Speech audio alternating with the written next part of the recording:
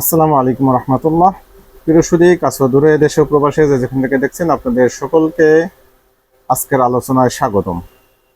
আজকে আমি দেশ নিয়ে, দেশের নির্বাচনকালীন সরকার বা নির্বাচন ব্যবস্থা, এই বিষয়ের উপরে সামান্য কিছু কথা বলবো। আশা করি শেষ পর্যন্ত সাথে থাকবেন এবং আপনারা আপনাদের মূল্যবান মতামত কমেন্টে জানাবেন। আমার আজকের পয়েন্টগুলি যদি আমি সংক্ষেপে বলি, প্রথম হচ্ছে জুলাই সনদ, এরপরে হচ্ছে জুলাই শহীদ আহতদের জন্য একটি কোঠার ব্যবস্থা করা হচ্ছে, তারপরে প্রধানমন্ত্রী মেয়াদ 10 বছর, এরপরে নির্বাচনের সময় কয়টি ধাপে নির্বাচন করা যেতে পারে, আমার খেয়াল 10 ধাপ। এরপরে নির্বাচনী প্রচারণার ক্ষেত্রে সিস্টেমটা কী হতে পারে। তারপরে এনেছি নির্বাচনকালীন ইসির ক্ষমতা, বিশেষত আচরণবিধি নিয়ে ইসিকে একেবারে বিচারিক ক্ষমতা দেওয়া যেতে পারে। এই বিষয়গুলিকে সামনে নিয়েই আমি আজকের আলোচনা সাজিয়েছি। আশা করি শেষ পর্যন্ত সাথেই থাকবেন এবং খুবই গুরুত্বপূর্ণ আলোচনা। নির্বাচনকালীন, যেহেতু সামনেই নির্বাচন, বিশেষত তারেক রহমানের সাথে মাননীয় প্রধান উপদেষ্টার বৈঠকের পরেই আমরা নির্বাচনী ট্রেনে উঠে গিয়েছি। এখন অতি দ্রুতই নির্বাচন হবে, তার আগে যে সংস্কারগুলি হওয়া দরকার সেগুলি নিয়ে আলোচনা হচ্ছে। সংস্কার কিছু কিছু ক্ষেত্রে বিএনপি সহ অনেকেই একমত পোষণ করছেন, আর বাকি যেগুলিতে একমত পোষণ করেননি সেগুলি হয়তো স্যাক্রিফাইস করা হবে বা বাদ দেওয়া হবে। তো যেহেতু এখন নির্বাচনকালীন ট্রেন চলতেছে, এই জন্য নির্বাচনকালীন বিষয়টা নিয়েই আলোচনা করাটা জরুরি মনে করছি। এই জন্যই এই বিষয়টা আজকের আমার সিলেক্ট করা। তো প্রথমত আমরা ইতিপূর্বে দেখেছিলাম 1 মাসের একটি বাধ্যবাধকতা বা সময় নিয়েছিলেন মাননীয় প্রধান উপদেষ্টা। তিনি বলেছিলেন জুলাই সনদ করবেন বা জুলাই ঘোষণাপত্র করবেন, কিন্তু আদতে সে 1 মাস পার হয়ে গেল, এখনো করা হয়নি। সম্ভবত আগামী কিছুদিনের ভিতরেই সেটা হয়ে যাবে। হয়নি বলতে একবারে যে তারা পিছু হটেছে বা এটা থেকে সরে এসেছে, বিষয়টা তা নয়। করা সম্ভব হয়নি বিভিন্ন নানামুখী ব্যস্ততার কারণে, বা রাজনৈতিক দলগুলি তারাও ব্যস্ত, বা এই শুধুমাত্র একটা বিষয়ই তো তাদের সামনে নয়। এই জন্য তারা হয়তো এই একটা বিষয়কে সেইভাবে হয়তো তারা গুরুত্ব দিতে পারেনি বা সময় দিতে পারেনি। এই কারণে একটু বিলম্ব হলেও আমরা আশাবাদী যে অতি দ্রুতই এই জুলাই সনদটা হবে। জুলাই সনদ বা জুলাই ঘোষণাপত্র যেটাই বলি, এই জুলাই ঘোষণাপত্র হওয়ার ক্ষেত্রে আমি আমার ব্যক্তিগত যে খেয়ালটা, সেটা হচ্ছে কোনো ব্যক্তি, কোনো একক গোষ্ঠী বা কোনো একটা শ্রেণীকে এখানে কোনো প্রাধান্য দেওয়া যাবে না, বরং সারা বাংলাদেশের আপামর জনতা যার যেখান থেকে যেই অবদান ছিল, প্রত্যেকটা অবদানকে স্বীকার করতে হবে। আমাদের কিন্তু যার যার অবদান স্বীকার করলে তাতে আমাদের ক্ষতি নেই, বরং আমাদের লাভ আছে। প্রত্যেককে তার মর্যাদাটা দেওয়া হবে এবং এই জুলাই বিপ্লব যেটা আমাদের মাঝে সার্থকভাবে সম্পন্ন হয়েছে, বা আমরা সার্থকভাবে সেটাকে উত্তীর্ণ হতে পেরেছি, সফলতার সাথে আমরা একটা বিপ্লব ঘটাতে পেরেছি বা একটা অভ্যুত্থান ঘটাতে পেরেছি। অতএব এই অভ্যুত্থানে প্রত্যেকটা দল, প্রত্যেকটা ব্যক্তি, প্রত্যেকটা পেশা শ্রেণীর মানুষ, প্রত্যেককে যার যার অবস্থান থেকে তাকে মূল্যায়ন করা, যে যেভাবে শরিক ছিল তাকে সেভাবেই স্মরণ করা, এই বিষয়টাকেই আমি সবচেয়ে বেশি অগ্রাধিকার দিব। অর্থাৎ কোনো একটা বিশেষ পেশা বা বিশেষ শ্রেণীকে বেশি মূল্যায়ন না করে, হ্যাঁ, যার যে ভূমিকা ছিল তার সেই ভূমিকা অনুযায়ী তাকে মূল্যায়ন করা, এটা খুব দরকার। দ্বিতীয়ত যেই পয়েন্টটা, জুলাই শহীদ এবং আহতদের জন্য একটি কোটার ব্যবস্থা এবং ভাতার ব্যবস্থা করা হয়েছে, যেটা নিয়ে অনলাইনে মোটামুটি ব্যাপক আকারে আমরা আলোচনা সমালোচনা দেখছি। যে মূলত আমরা এই জুলাই বিপ্লব যেটা সংগঠিত হয়েছে, সেটা কিন্তু এই কোটার বিপক্ষে দাঁড়ানোর কারণেই। মূলত ইতিপূর্বে আমরা বড় একটি কোটা ছিল মুক্তিযোদ্ধাদের কোটা, সেই কোটার বিরোধিতার কারণেই মূলত আজকের এই সফল জুলাই অভ্যুত্থান। তো সেই কোটার বিরোধী আন্দোলন করে আবারও কেন সেই কোটা, এটি নিয়ে অনেকে নেটিজেনরা অনেকে বলতে কেউ এটা নিয়ে আলোচনা করছেন। বিশেষত আওয়ামীপন্থী যারা রয়েছেন, যে বন্ধুগণ, তারা এই বিষয়টা নিয়ে ব্যাপক আকারে সমালোচনা করার চেষ্টা করছেন। সাথে আরেকটা বিষয় আমি নিজেও সমালোচনা করি, সেটা হচ্ছে সংসদে কোটাভিত্তিক নারীদের আসন রাখা। সেটা অবশ্যই অগ্রহণযোগ্য, কারণ বর্তমান সময়ে এসে নারীরা পিছিয়ে নেই। আপনি দেখেন শতকরা পার্সেন্টেজ হিসেবে শিক্ষার হার নারীদের বেশি, চাকরিতে নারীদের হার বেশি, রাজনীতিতে এখন নারীরা আসতেছে। অতএব তাদেরকে আপনি পিছনে ফেলে বা অনগ্রসর হিসেবে তাকে গণ্য করা, এটা তাদের জন্য তাদের আত্মমর্যাদায় আঘাত করা। যেহেতু নারীরা এখন আমাদের বাংলাদেশের প্রেক্ষাপটে তারা স্বাধীনভাবে চলাফেরা করতে পারতেছে, যে কোনো পেশা তারা বেছে নিতে পারতেছে, রাজনীতিতে তারা পার্টিসিপেট করতে পারতেছে, এই সময় এসে সংসদে নারীদের জন্য আলাদা 100টি আসন বরাদ্দ রাখা কোটা ভিত্তিক, এটাও বৈষম্য তৈরি করতেছে পুরুষদের ক্ষেত্রে। যদি আপনি নারীদের জন্য 100% কোটা করেন, তাহলে আপনি বুদ্ধিজীবীদের জন্য কিছু কোটা করেন, আলেমদের জন্য কিছু কোটা করেন, এরপরে বামদের জন্য কিছু কোটা করেন, হিন্দু সম্প্রদায়ের জন্য কিছু কোটা করেন, তাহলে আর দরকারটা কি? নির্বাচনের দরকারটা কি? যদি এমন কোটারই মনে করেন দরকার, তাহলে অন্তত নির্দিষ্ট একটি পরিমাণ অনুযায়ী সকলের জন্য কোটা রাখা যেতে পারে। এখানে শুধু নারীদের কোটা রেখে নারীদেরকে অপমান করা, তাদের অবমূল্যায়ন করা, তাদের যোগ্যতা নিয়ে প্রশ্ন তোলার সুযোগ দেওয়া, এটা কোনোভাবেই গ্রহণযোগ্য না এই সময় এসে। যাই হোক, আমার মূল পয়েন্ট ছিল যে জুলাই শহীদ আহতদের কোটাটা যৌক্তিক কিনা, থাকা যেতে পারে কিনা, তাহলে আগের কোটার কেন আমরা বিরোধিতা করলাম। মূলত 54-55 বছর স্বাধীনতার পরে এসে তখন আর কোনো মুক্তিযোদ্ধার চাকরিজীবী মুক্তিযোদ্ধা কোটায় কেউ চাকরি প্রার্থী ছিল না, এটা একেবারেই স্বাভাবিক। মুক্তিযোদ্ধার কোটা নিয়ে কেউ কখনো প্রশ্ন করেনি, মুক্তিযোদ্ধার সন্তানদের কোটা নিয়ে অনেকে প্রশ্ন করেনি, বরং যখন তার নাতি পতির ঘরের নাতি এই পর্যায়ে চলে এসেছে, তখন এই বিষয়টা নিয়ে মানুষের কাছে প্রশ্ন এসেছে যে আর কত একটা মানুষকে আর কত সুযোগ দেওয়া যেতে পারে। যারা মুক্তিযোদ্ধা ছিল, সত্যিকারের হোক আর ভুয়া হোক, সার্টিফিকেট থাকলেই হয়েছে, তাদের প্রত্যেক মাসে নির্দিষ্ট পরিমাণে একটি ভাতা, যেটা অনেকটাই এক্সপেন্সিভ মনে হয়েছে আমার কাছে। তারপরে তাদেরকে বাড়ি দেওয়া, বিভিন্ন সাপোর্ট দেওয়া, এরপরে আবার চাকরির ক্ষেত্রে সন্তানের পরে নাতিপুতি সব একেবারে দেদারসে ঢুকে যাওয়া, এটাই মূলত বৈষম্য তৈরি করেছিল। শুধুমাত্র আমি আবারও বলছি, শুধুমাত্র মুক্তিযুদ্ধ যারা করেছেন, অর্থাৎ শুধু মুক্তিযোদ্ধা যারা, তাদেরকে যদি কোঠায় আনা হতো এবং মুক্তিযোদ্ধার স্ত্রীকে যদি কোঠায় আনা হতো, যে স্ত্রী যতদিন জীবিত থাকবেন ততদিন পর্যন্ত এই ভাতাটা পাবেন, এরপরে ভাতা বন্ধ হয়ে যাবে। আর চাকরির ক্ষেত্রে শুধুমাত্র মুক্তিযোদ্ধা এবং তার সন্তান, অথবা শুধু মুক্তিযোদ্ধা এবং যেই মুক্তিযোদ্ধা শহীদ হয়েছে তাদের সন্তান, এতটুকু সীমাবদ্ধ রাখা হতো, তাহলে কিন্তু কোনো প্রশ্ন আসতো না। আর এই 55 বছর 54 বছর পরে এসে আমাদের মুক্তিযোদ্ধার কোটা নিয়ে কোনো বিরোধ তৈরি হতো না। এই বাস্তবতার নিরিখে আমরা বলতে পারি, জুলাই অভ্যুত্থানে যেই ভাইয়েরা শহীদ হয়েছেন, অবশ্যই তারা ক্ষতিগ্রস্ত, দেশের তরে নিজের জীবন বিলিয়ে দিয়েছেন, তাদের জন্য রাষ্ট্র কিছু করা উচিত। তেমনিভাবে যেই ভাইয়েরা আহত হয়েছেন, চোখ হারিয়েছেন বা হাত হারিয়েছেন, পা হারিয়েছেন, বিভিন্ন অঙ্গ হানি হয়েছে, এই ভাইয়েরাও দেশের জন্য নিজের অঙ্গ নষ্ট করে নিজে অকেজ হয়ে গিয়েছেন, পঙ্গুত্ব বরণ করে নিয়েছেন, অতএব তাকেও রাষ্ট্র কিছু করা উচিত। তবে অনাবাদ কাল যেন এই কালচারটা চলতে না থাকে, একটা নির্দিষ্ট টাইম রেখা বেঁধে দেওয়া উচিত, যেটা আমাদের মুক্তিযোদ্ধা কোটার ক্ষেত্রে সেই টাইমটা বেঁধে দেওয়া ছিল না। টাইম ফ্রেম না থাকার কারণেই 54 বছর পরে এসে আমাদের আন্দোলন করতে হয়েছে, এবং মুক্তিযোদ্ধা নাতিপুতি তারা বিতর্কিতভাবে তারা আমাদের সামনে রিপ্রেজেন্ট হয়েছেন বা সামনে এসেছেন। এজন্য আমরা বলবো যে কোটা নিয়ে সমস্যা নাই, তবে কোটাটা যৌক্তিক হতে হবে এবং সেটার একটা টাইম ফ্রেম থাকবে এবং তার সীমারেখা থাকতে হবে যে কে কে পেতে পারে। আজীবন পাবে একটা পরিবার, তা হতে পারে না।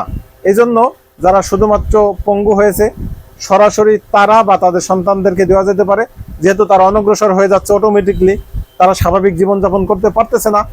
আর যেই পরিবারগুলি শহীদ হয়েছে, অবভিয়াসলি তার পরিবার থেকে কয়জন সেটাও নির্দিষ্ট, যে একজন বা দুজন চাকরি পাওয়ার পরে তার কোটা শেষ হয়ে যাবে, অর্থাৎ কোটাতে কয়জন চাকরি পাবে একটা পরিবারে সেটাও নির্দিষ্ট করে দেওয়া যেতে পারে। তাহলে কিন্তু এই বিষয়টা নিয়ে আর কোনো প্রশ্ন আসবে না।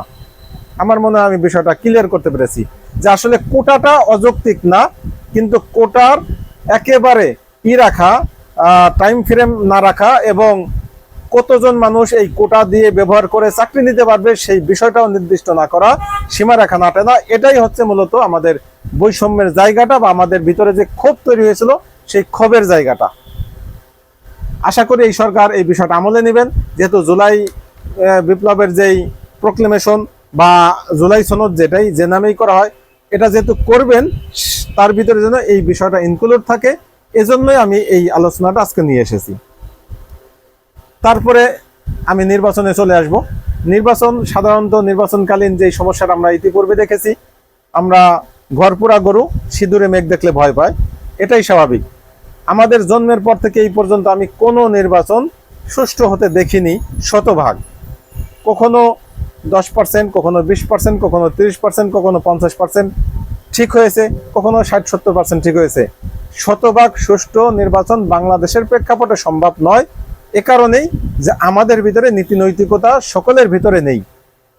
তো যেহেতু নীতি নৈতিকতা আমাদের ভিতরেই নেই, অতএব আমাদের নীতির বেড়াজালে আবদ্ধ করা যাবে না, বরং আমাদেরকে আইনের শাসনের বেড়াজালে আবদ্ধ করতে হবে, অর্থাৎ ছড়ি দিয়ে আমাদেরকে সোজা রাখতে হবে।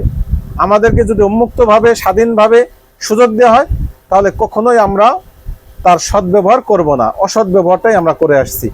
এজন্য আমি বলছি যে সুষ্ঠু নির্বাচন করতে গেলে অন্তত 300 আসন একসাথে করাটা বাংলাদেশের প্রেক্ষাপটে কশ্চিনকালেও সুষ্ঠু নির্বাচন করা সম্ভব নয়। সে কারণে আমার ব্যক্তিগত খেয়াল হচ্ছে, এর আগে আমি 30টি ভাগ করেছিলাম, তো 30টি ভাগ অনেক বেশি হয়ে যায়, 1-1.5 মাসের একটা বিষয়। তো 30টি না করে আপনি 10টা ভাগ করতে পারেন, যে 10 দিনে আপনি সারা বাংলাদেশের নির্বাচন করতে পারেন। সেই ক্ষেত্রে প্রত্যেক দিন 30টি আসনে নির্বাচন হবে এবং সারা বাংলাদেশে যত আইন শৃঙ্খলা রক্ষাকারী বাহিনী রয়েছে, রিজার্ভ ফোর্স যারা রয়েছে, তাদেরকে একসাথে করে 60 ভাগ করতে হবে। প্রত্যেক থানায় সীমিত সংখ্যক পুলিশ রেখে বাকি সব পুলিশকে প্রয়োজনে নিয়ে আসা যেতে পারে ওই নির্বাচনকালীন 10 দিনে। তো যেহেতু আমরা ভাগ করব, যেহেতু আমরা 10 দিনে নির্বাচন করবো, তাহলে আমরা 20 ভাগ করব। আইন শৃঙ্খলা রক্ষাকারী বাহিনীকে আমরা 20 ভাগ করব। 10 ভাগ আজকে ডিউটি করবে, আর 10 ভাগকে আমরা রিজার্ভ রেখে দেব। আগামীকালকে যে এলাকায় নির্বাচন, সেই এলাকা আবার ওই 10 ভাগ যাবে, অর্থাৎ আপনার ভাগ করে করে এরপরের দিন আবার আগের সেই যারা ডিউটি করেছে তারা আবার 10টা আসনে চলে যাবে। এইভাবে যদি আমরা নির্বাচন করি তাহলে অন্তত আইন শৃঙ্খলা রক্ষাকারী বাহিনী পর্যাপ্ত থাকবে। প্রত্যেকটা কেন্দ্রে অসংখ্য আইন শৃঙ্খলা রক্ষাকারী বাহিনী নিয়োগ দেওয়া যাবে, যেটা আমরা ইতিপূর্বে দেখেছি যে একজন পুলিশও থাকে না, অনেক সময় শুধু 2-1 আনসার থাকে লাইনম্যান চেক করার জন্য, আর বিজিবির গাড়ি যায় আসে, আর্মির গাড়ি যায় আসে, কিন্তু কেন্দ্রে সার্বক্ষণিক ডিউটি দেওয়ার মতো পুলিশ অফিসার বা আর্মি অফিসার বা বিজিবি অফিসার কেউ সেখানে উপস্থিত থাকে না। 2-1টা পুলিশ থাকে, কখনো থাকেও না। এই অবস্থার উত্তরণ আমাদের দরকার। যেহেতু আমরা একটা সুষ্ঠু নির্বাচন চাই, সুষ্ঠু ভোট চাই, আমার মনে হয় সরকার যদি 10 ভাগে ভাগ করে নেয় তাহলে কোনো দল এই বিষয়ে কথা বলার কথা নয়। যেহেতু নির্বাচনটা সুষ্ঠু করার তাগিদে এই বিষয়টা করা চাচ্ছে, তো এটা আমার মনে হয় অন্তত প্রত্যেকটা দলই এই বিষয়টা তারা সাপোর্ট দিবে। অন্তত বড় দল না হলেও ছোট সকল দল সাপোর্ট দিবে, যাদের ম্যান পাওয়ার কম, যাদের প্রত্যেক কেন্দ্রে কেন্দ্রে পুলিং এজেন্ট দেওয়ার মতো সক্ষমতাও কম, বা ক্যাডার শ্রেণীর রাজনীতি তাদের নেই, এই ধরনের যারা রাজনীতি করেন তারা অন্তত একমত হবেন যে যদি এভাবে প্রশাসন ব্যাপক আকারে উপস্থিতি রাখা যায় তাহলে নির্বাচনটা সুষ্ঠু হবে। এই ক্ষেত্রে নির্বাচন সুষ্ঠু করার আরও বেশ কিছু পদক্ষেপ নেওয়া যেতে পারে। আপনি 10 আসনের জায়গায় 20 আসনের সিসি ক্যামেরা দেওয়া যায় এরকম একটা রাখবেন, ক্যাপাসিটি রাখবেন। প্রথম 10 আসনে আপনি প্রত্যেকটা আসনে প্রত্যেকটা কেন্দ্রে কেন্দ্রে আপনি সিসি ক্যামেরা রাখবেন, যেখানে ভোট দিচ্ছে বুথটা যেন দেখা যায়। শুধুমাত্র সিল যেখানে দিবে ওই জায়গাটা, সামান্য একটু জায়গা, ওই জায়গাটা যেন ক্যামেরায় না আসে। বাকি কয়জন মানুষ গেল, কিভাবে গেল, কেউ সহায়তা করতেছে না, কেউ জবরদখল করতেছে কিনা, একজনের জায়গায় আরেকজন ব্যালটে সিল মারতেছে কিনা, বা ভিতরে যে পুলিং এজেন্টরা রয়েছে তারা সেখানে কোনো মাতবাড়ি করতেছে কিনা, টোটাল বিষয়টা মনিটাইজেশন করা যাবে। সাথে সাথে এই সিসি ক্যামেরার মনিটরটা বাইরে ওপেন দিতে হবে, এমন না যে শুধুমাত্র নির্বাচন কমিশনাররা দেখবেন, তা নয়। নির্বাচন কমিশন এগুলি দেখে লাভ নেই, বরং বাহিরে বড় প্রজেক্টরের মাধ্যমে সেখানে যদি আপনারা এই বিষয়টা করা যায়, মনিটর দেওয়া যায়, এবং সেই মনিটরের ওখানে অল বাট সবসময় সাংবাদিক উপস্থিত থাকবে এবং রাজনৈতিক দল থেকে 2-1 জন করে সেখানে উপস্থিত থাকবেন, যে তারা সার্বক্ষণিকভাবে পর্যবেক্ষণ করতে পারবেন যে ভিতরে আসলে নির্বাচনী ব্যবস্থাপনা কিভাবে করা হচ্ছে, সঠিক বা সুষ্ঠুভাবে হচ্ছে, নাকি অনৈতিক বা অনিয়মের কোনো কারচুপির মাধ্যমে কোনো কাজ করা হচ্ছে, এই বিষয়টা ক্লিয়ার থাকবে। এই জন্য আমার হচ্ছে 10 ধাপে অন্তত যদি নির্বাচন ব্যবস্থাটা করা যায়, এক একদিন 30টি আসন করে, তাহলে নির্বাচনটা অনেকটাই এই সরকারের জন্য সহজ হবে এবং সুষ্ঠু করা সম্ভব হবে। এরপরে আরেকটি বিষয় রয়েছে আমাদের ভিতরে, সেটা হচ্ছে নির্বাচনকালীন ইসির ক্ষমতা। এই নির্বাচনকালীন ইসির ক্ষমতা নিয়ে আমাদের অনেক সমস্যা দেখি, যে তখন তারা সরাসরি কোনো ক্যান্ডিডেটকে কোনো শাস্তি দিতে পারেন না, বা কারণ দর্শানো নোটিশ দিলে তার জবাব দিতে তারা বাধ্য থাকেন না, বা বিভিন্ন রকমের অবস্থা সৃষ্টি হয়। এই কারণে এই নির্বাচনকালীন এই কয়দিন ইসিকে পর্যাপ্ত পরিমাণের ক্ষমতা দিতে হবে। যে কোনো সময় যে কোনো আসনের ক্যান্ডিডেটকে তিনি ডাকতে পারেন, বা তাকে শাসাইতে পারেন, বা তার প্রার্থিতা বাতিল করতে পারবেন, বা তাকে জেল জরিমানা করার মতো ক্ষমতা দিতে হবে। কেন? কারণ অনেক সময় আমরা দেখি যে ক্যান্ডিডেটরা অনৈতিকতার আশ্রয় নেন, ক্ষমতার দাপট দেখান, অনিয়ম করেন, নির্বাচনে যে নীতিমালা রয়েছে নীতিমালা বহির্ভূত কাজ করেন। এই জন্য এই ক্ষমতাটা তাদেরকে দেওয়া উচিত। এই ক্ষমতাটা যদি তাদেরকে দেওয়া হয়, তাহলে আশা করা যায় যে নির্বাচনকালীন যে ইসিটা অনেক শক্তিশালী হবে, এবং তারা যে কোনো সময় যে কারো উপরে এই ক্ষমতা আরোপের ক্ষমতা থাকার কারণে, শাস্তি আরোপের ক্ষমতা থাকার কারণে তাদের কথা সকলেই শুনতে বাধ্য থাকবে। সর্বশেষ আমি যেই পয়েন্টটা দিয়ে শেষ করতে চাচ্ছি, সেটাও নির্বাচনকালীন এবং সবচেয়ে গুরুত্বপূর্ণ, আজকের আলোচনার সবচেয়ে গুরুত্বপূর্ণ পয়েন্ট এটাই, যে নির্বাচনকালীন সময় ক্যান্ডিডেটরা তারা প্রচারণা কিভাবে করবেন। এই প্রচারণা নিয়ে কিন্তু আমরা নানা সময় নানা সমস্যার সম্মুখীন হই। বিভিন্ন সময় মারামারি, মিছিল, মিটিংকে কেন্দ্র করে অনেক সমস্যা আমরা দেখতে পাই। এই সমস্যা থেকে উত্তরণের জন্য আপনি যেই কাজটা করতে পারবেন, সেটা হচ্ছে নির্বাচনকালীন বিধিমালার ভিতরে এই বিষয়টা সরকারকে আনতে হবে, যে নির্বাচনকালীন সময়ে ক্যান্ডিডেটরা কোনো ধরনের ক্যাম্পেইন করতে পারবে না। তাহলে নির্বাচন কেমনে করবে প্রশ্ন? হ্যাঁ, সেটা বলছি। নির্বাচনকালীন ক্যাম্পেইনটা করে দিবে ইসি, ব্যবস্থা করবে। অর্থাৎ প্রত্যেকটা ইউনিয়ন হিসেবে বা প্রত্যেকটা ওয়ার্ড হিসেবে একটা সেমিনারের আয়োজন করবে বড় একটা মাঠে, অথবা কয়েকটা ওয়ার্ড কয়েকটা ইউনিয়ন মিলে করতে পারে, একটা সেমিনার করবে একদিন। এই সেমিনারের আয়োজক থাকবে ইসি, তার টোটাল ব্যয়ভার বহন করবে ইসি। প্রয়োজনে সেজন্য যখন নির্বাচন কমিশনে প্রত্যেকে তার নমিনেশন পেপার সাবমিট করবেন, তখন এই খরচ বাবদ একটা খরচ প্রত্যেকটা প্রার্থীর থেকে তারা নিয়ে নেবেন, যে এই আয়োজন করার বাবদ এক একজনে 1 লক্ষ বা 50,000 বা 20,000 একটা অ্যামাউন্ট আমাদেরকে দেবা।